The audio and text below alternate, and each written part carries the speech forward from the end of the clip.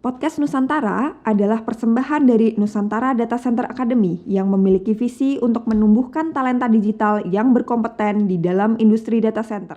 Selamat datang ke Podcast Nusantara episode 8, di mana kita akan menjelajahi dunia data center dan ekosistem pendukungnya. Saya, Sari Oktaviani, adalah host untuk episode ini. Hari ini kami memiliki 2 ahli terkemuka yang bergabung dengan kami untuk membahas topik pendinginan di data center.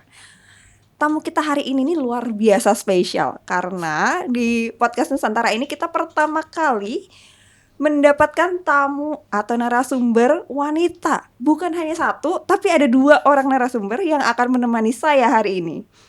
Tamu kita yang pertama ada Ibu Herlin Herlianika. Halo Ibu. Halo Mbak Sari. Nah, Ibu Herlin Herlianika ini adalah Presiden ASHRAE Indonesia Chapter. Ibu Herlin akan membagikan pengetahuan dan pengalaman beliau yang luas di bidang teknik HVAC. Ibu Herlin merupakan alumni Teknik Mesin ITB. Sekarang menjadi climate consultant yang bekerja di beberapa organisasi internasional yang fokus di cooling dan konservasi energi. Nah, tamu kedua kita, selamat datang Ibu Indri Priscilia. Halo Ibu.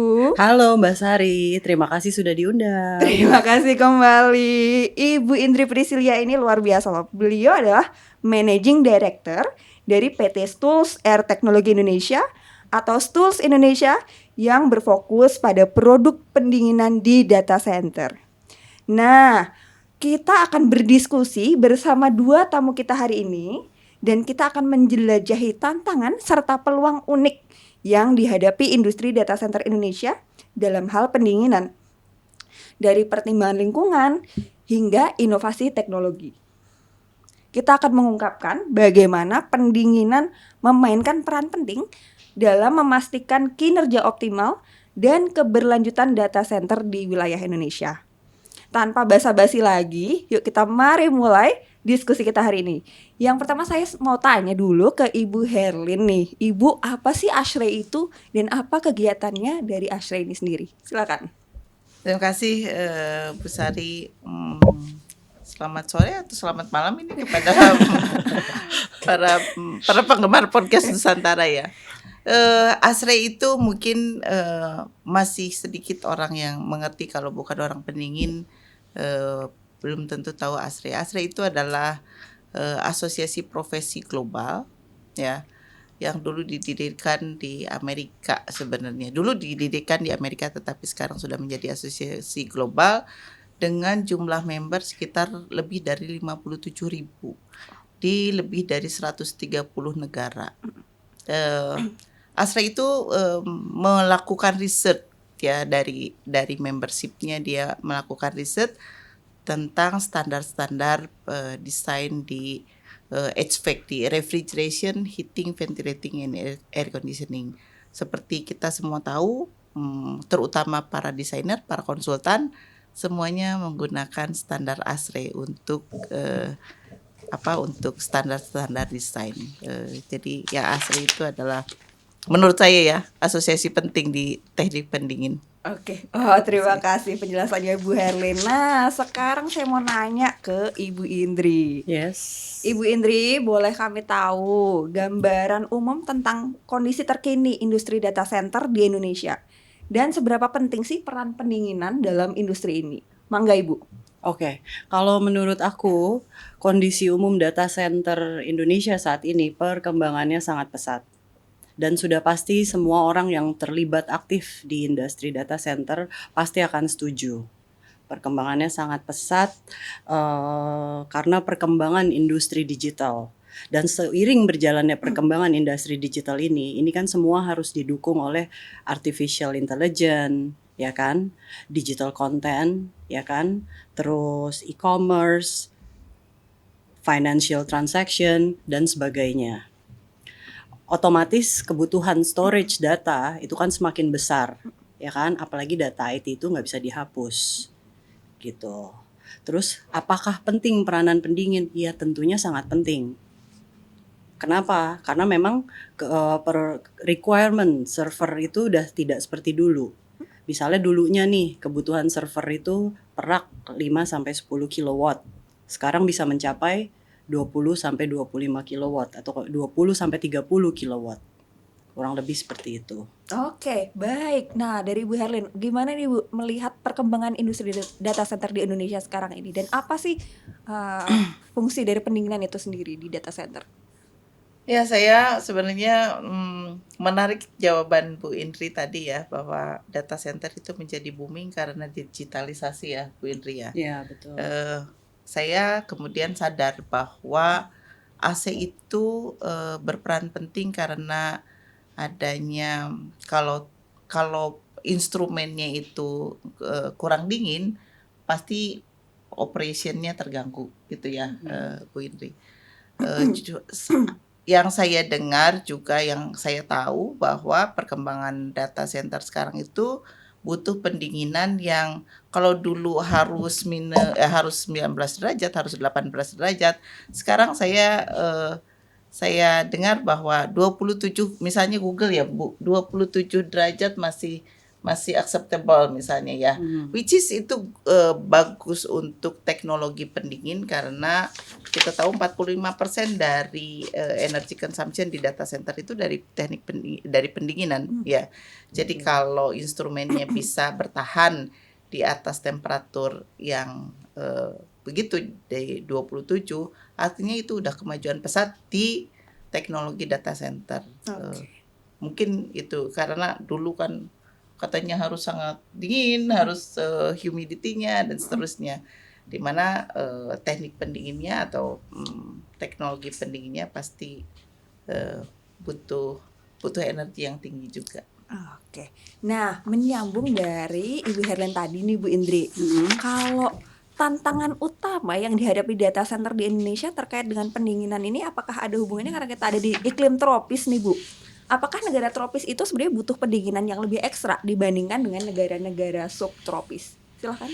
Ya kalau menurut saya udah pasti ekstra dalam arti gini, buat kita tidak ada opsi lain gitu loh ya. Kita harus pakai pendingin 24 jam terus menerus dalam 1 tahun. Sementara di negara 4 musim mereka masih ada opsi free cooling.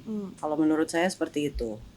Gitu. Jadi kalau memang kita butuh pendingin lebih banyak, ya iya tentunya. Karena ya kita nggak ada opsi free cooling. Itu benar nggak Bu Herlin? Ya betul.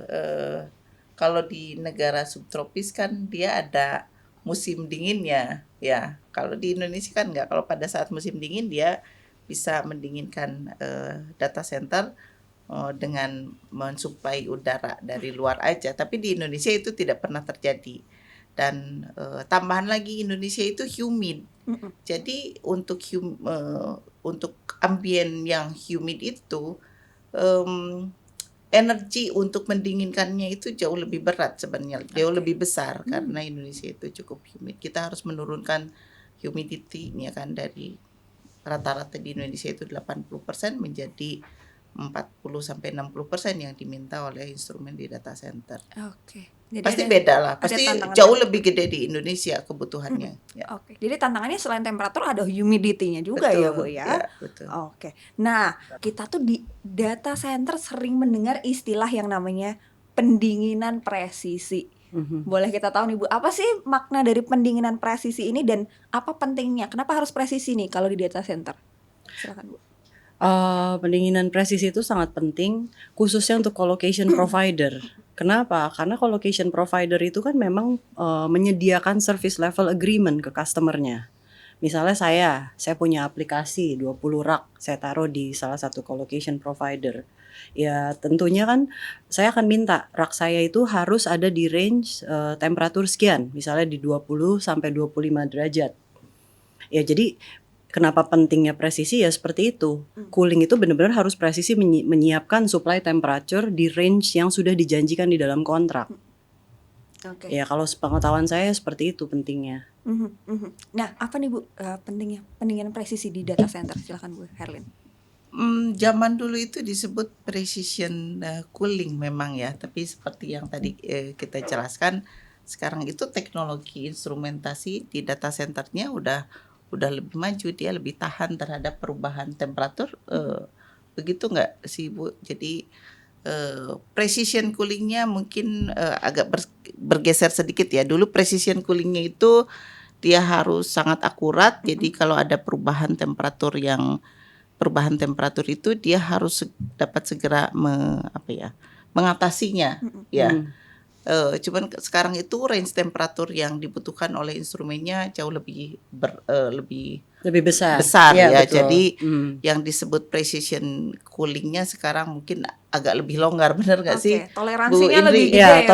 toleransi temperaturnya gede. lebih besar, iya Betul. Saya setuju. Nah, untuk di teknik pendingin sendiri, kalau toleransinya lebih gede, artinya kita cukup menyediakan kapasitas pendingin atau dalam hal ini nanti energi consumption-nya lebih sedikit. Itu concern-nya ASRE, bahwa kalau teknologinya bisa seperti itu, berarti kita bisa mereduksi emisi lebih besar gitu, menuju ke sustainability teknologi. Betul. Ya, dan memang sih Bu, semua operator juga mereka berusaha semaksimal mungkin mereka sampai hire konsultan internasional, konsultan lokal untuk memastikan memang power consumption yang mereka gunakan nantinya untuk operation data center itu serendah mungkin. Gitu loh. Dan desain itu ya kembali lagi bermacam-macam kan. Ada yang mau pakai ada yang based on average temperatur ruangan, ya kan? Ada yang based on supply. Ya pokoknya mereka gimana caranya desain itu dibikin supaya contoh nih kalau dari kita sebagai provider cooling gitu loh, sehingga dari sensor itu kirim signal ke cooling system kita untuk mereduce fan speed. Ya otomatis kan merendahkan power consumption kan. Ya. Jadi kalau kembali lagi ke ngomongin emisi, ya kurang lebih seperti itu.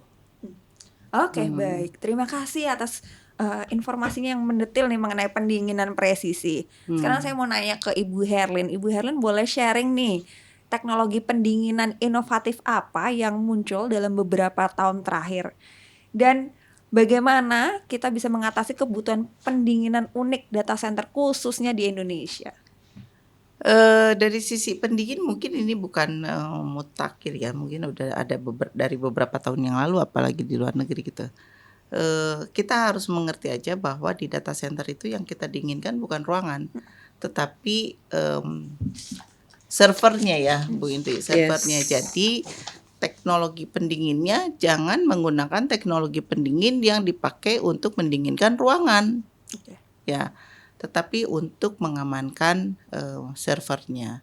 Jadi ada yang pakai udara dihembuskan, ada yang pakai liquid yang dialirkan ke motherboard misalnya, tapi ada juga yang dibikin ducting di servernya kan, banyak teknologinya. Tapi poin utamanya adalah bagaimana meminimalkan kapasitas pendingin sebenarnya, sehingga yang dilindungi itu, yang didinginkan itu server, bukan ruangan, untuk meminimalkan kapasitas pendinginan. Intinya itu, mereka banyak melakukan, ada evaporative cooling, ada liquid cooling, ada banyak ya. Tapi intinya sebenarnya semuanya itu karena 45% dari konsumsi energi data center itu dari cooling. Jadi intinya adalah mereduksi kapasitas pendinginan. Mungkin itu ya. Jadi kan Ibu tadi juga sudah menyebutkan mengenai keberlanjutan atau sustainability ini jadi isu dunia yang selalu digembar-gemborkan gitu ya Bu ya. Nah, kalau data center di Indonesia mau mulai menerapkan solusi pendinginan yang ramah lingkungan tanpa mengorbankan kinerja, seperti apa nih Bu strateginya? Kayaknya itu harus tanya ke Bu Indri ya, bukan saya yang mau jawab. Tapi saya tahunya ya ada vector cooling kan ya, ada vector cooling, ada in-row cooling. Jadi in-row cooling itu ya untuk server. Lalu ada pendinginan langsung yang ke chipnya. Lalu ada evaporative cooling. Itu semuanya untuk mereduksi konsumsi. Jadi tergantung juga dari keinginan usernya mungkin ya Bu Indri, karena ada user yang ingin speknya tinggi, mungkin ada user yang penting saya bisa menjalankan ini dengan range parameter sekian gitu. Intinya kalau dari sisi saya, dari sisi ASRE gitu, kita harus ingat sustainable teknologinya harus diterapkan. Mau teknologi apapun. Dan satu lagi mungkin ya, kalau dari kami sebagus apapun produk sebenarnya, misalnya Bu Indri menyediakan produk yang paling high end gitu ya, tapi kalau instalasinya kurang bagus, operationnya dilakukan oleh operator yang tidak bersertifikat, ya kualitas produk itu menjadi tidak ada pada saat sudah diinstalasi. Jadi di ASRE itu ada Learning Institute atau ada sertifikasi, sama dengan di Indonesia juga ada ya sertifikasi untuk para practitioner di data center. Jadi kalau menurut saya semua orang harus bersertifikat untuk menjamin itu sebagai assurance dari semua desain yang diminta oleh data center tersebut sendiri gitu. Oke, jadi bukan hanya dari produknya ya Bu ya, tapi dari SDM yang mengelola produk ini harus cakap juga gitu ya Bu ya. Betul, setahu saya dari operation aja, kalau misalnya kita salah operation, salah maintenance, kita sebenarnya masih bisa, kalau benar ya, bukan kalau salah, masih bisa menghemat listrik sampai 17-30% dengan mengatur parameter Oke. di cooling system. Oke. Nah, kita tadi sudah ngomongin produk inovatif. SDM-nya juga mesti bersertifikasi. Kemudian kita mau ngelihat dari sisi lain nih Bu, misalnya dari regulasi atau peraturan. Ada nggak sih Bu regulasi khusus di Indonesia yang harus dipatuhi oleh data center nih terkait dengan efisiensi pendinginan dan juga dampak lingkungannya? Saat ini belum secara secara khusus ada ada regulasi untuk data centernya sendiri, tetapi secara terpisah, misalnya dari DJK kan ada operasi like sertifikasi like operasi ya, SLO-nya untuk dari sisi pembangkitan listriknya misalnya ya. Dan saya pernah diskusi dengan teman-teman di asosiasi data center ya, bahwa kita juga harus menjaga, saya juga sudah diskusi dengan ESDM, kita harus menjaga, membatasi berapa energy consumption misalnya per meter persegi, atau saya nggak tahu kalau data center itu satuannya nanti per apa ya, power yang digunakan di data center, termasuk di dalamnya adalah bagaimana kita meminimalkan cooling capacity dari sistem pendinginnya sendiri. Itu karena besar dari sistem pendingin, jadi ASRE ingin berdiskusi atau memberikan input kepada pemerintah agar pemerintah segera mengeluarkan peraturan yang membatasi berapa besar intensitas energi untuk, terutama kalau dari ASRE ya, terutama untuk cooling sektornya. Nggak boleh semena-mena gitu. Oke, jadi untuk stakeholder dari pemerintah yang paling utama adalah Kementerian ESDM Bu ya. Kementerian ESDM benar. Tadi kan yang efisien, yang bagus kan di nilai 16-18 ya Bu. Ya, ada yang udah sampai bisa. Nah, kalau benchmark yang standarnya berapa Bu? Jadi dari cooling system kita sendiri itu juga semua sudah chill water system. Jadi basically yang ada di data hall itu ya di dalam unit cuman fan sama coil. Itu juga bisa dilakukan kan sebenarnya di data center untuk semuanya, untuk sistem pendinginnya, untuk pembangkitan listriknya dan seterusnya.